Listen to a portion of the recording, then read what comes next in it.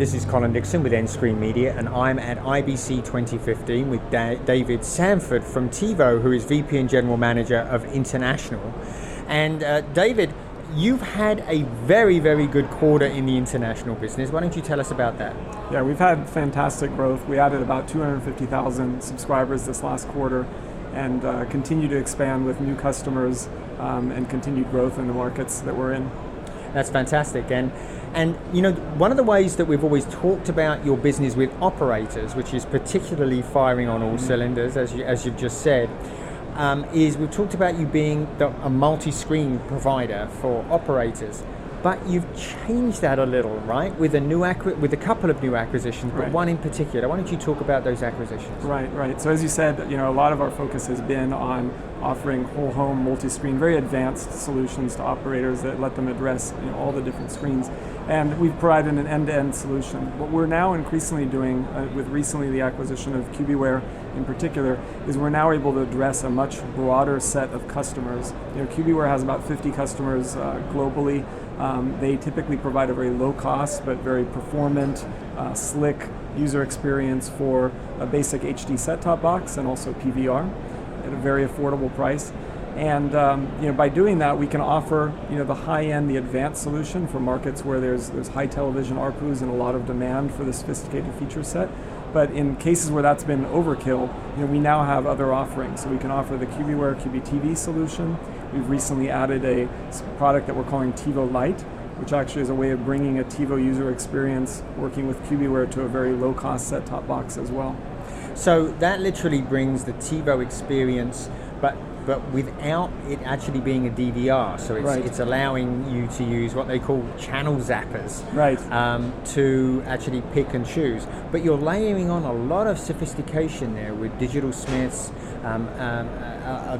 enabling advanced search, right? Right, exactly. So for a basic HD zapper box or HD set-top box, even a 4K box, we can offer a basic HD experience, the TiVo user interface, the back-end services with digital smiths, the relevancy-based search and recommendations. We can offer all this, in a very affordable package to emerging markets, and even as an extension to our whole home offering for operators that have a range of different customer types and they need an affordable solution for that segment. And you can layer on that as well a simple DVR functionality. Right. It doesn't only have to be just a set-top box, right? How does that work?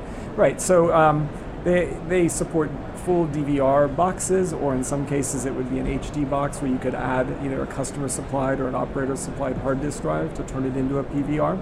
And it gives you basic PVR functionality, series recording. What it doesn't give you is the gateway functionality that TiVo's known for, things like transcoding to multiple screens, whole home to IP clients. Those are things that will continue to be part of the flagship TiVo gateway PVR solution.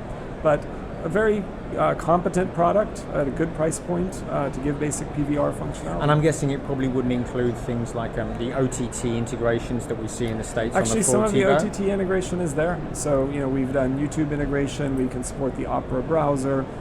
There's a goal of providing Netflix as well in markets where that's relevant. So and you can even do like cross service search in that basic footprint. With digital smiths as the back end. So not all customers may opt for that option. You don't have to take it.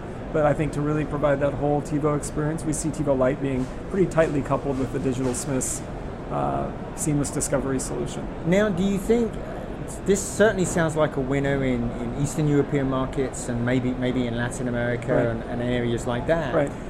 Where you really have to be very, very cost conscious. Right. Is there a possibility that this could actually work in US markets as well? There's so certainly, as you said, I think where we see expanding our footprint internationally is into Eastern Europe, into Latin America, and Asia. There's quite a lot of growth through Cubiware. In the US, I think there are some opportunities again for that second room device that isn't necessarily connected to the gateway. It's not a whole home device, but it's for that bedroom TV, a very low cost box. I think there are opportunities like that, just as we've seen operators deploying DTAs, to address those secondary televisions. Yeah, and actually you have expanded your reach a little bit in the US with the traditional multi-screen approach, right? With a new deal with the NRTC?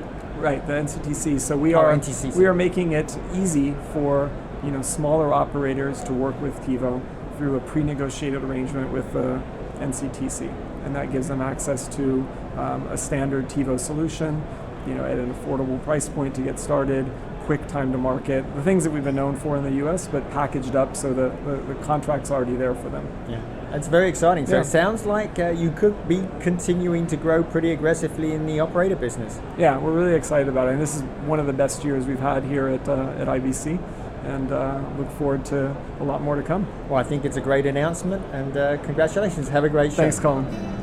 This has been Colin Dixon with nScreenMedia.